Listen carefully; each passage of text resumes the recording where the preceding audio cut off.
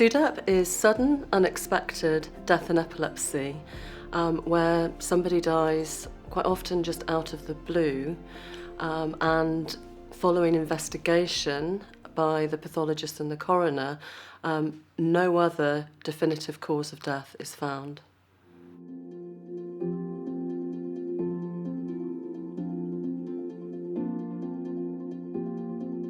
The understanding around Dravet is that Dravet, which is, we know, a high-risk condition, is also life-limiting, and it does carry a 15 times increased risk of SUDEP.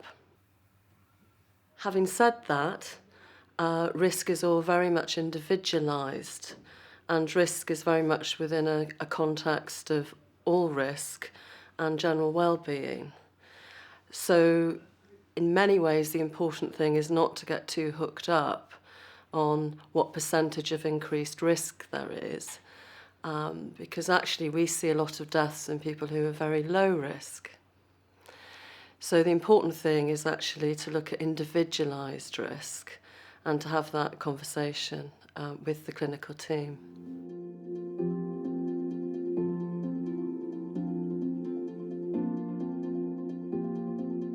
Risk factors are complex, and also research is emerging.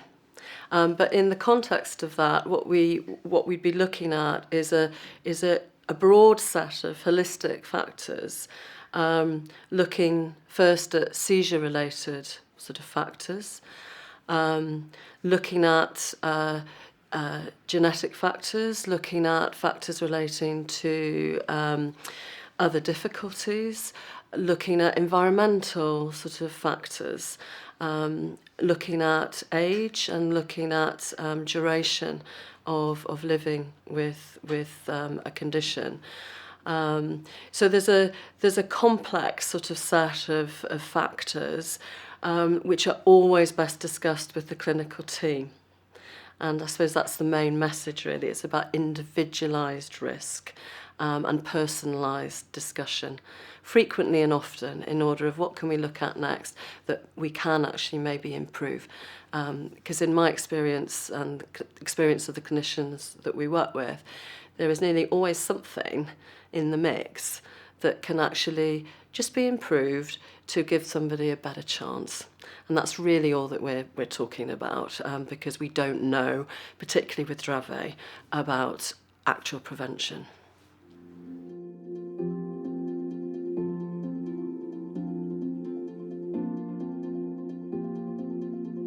Many epilepsy specialists will initiate that conversation. Good practice is to initiate that conversation. Obviously, with a diagnosis of Dravet, that is a communication which can be devastating for families. And similarly, a communication that any child is at risk of a potentially life-threatening illness can be devastating. So these are difficult conversations, but they're similar to conversations that happen in many other areas of health practice. We find actually that one of the best ways to initiate the conversation is if somebody actually gets access to a bit of generic information about SUDEP and risk. They can come to our website on www.sudep.org, and there is literature for parents and for children in relation to SUDEP risk. And actually just having one of those leaflets and actually going along to a professional and actually saying, I'd just like to talk about this. Can you tell me more about it? And can you talk to me in terms of my child and in the context of their overall risks and their overall well-being? So we don't encourage it as a conversation only about SUDEP. The important thing is actually that it's a holistic conversation where you're looking at SUDEP, you're looking at other risks that can be potentially life-threatening. But often that's within an overall context of general well-being of the family and support, which is really important. So just, go to a website, get some information, just bring it along and say, can we talk about it? I think that's a good introduction.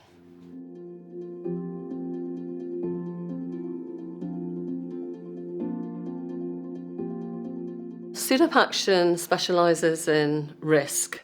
We work with experts across all areas of risk, and we produce support tools and specialised information which is kept up to date in what is a very, very speedily developing area of research.